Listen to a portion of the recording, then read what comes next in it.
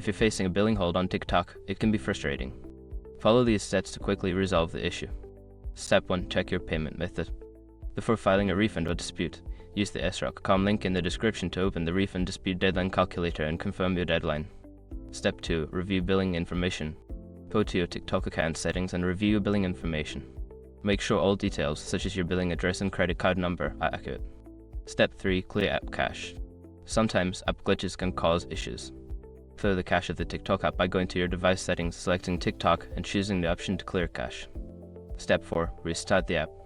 Close the TikTok app completely and then reopen it. This can help refresh the app and resolve minor issues that may be causing the billing hold. Step 5. Contact TikTok support.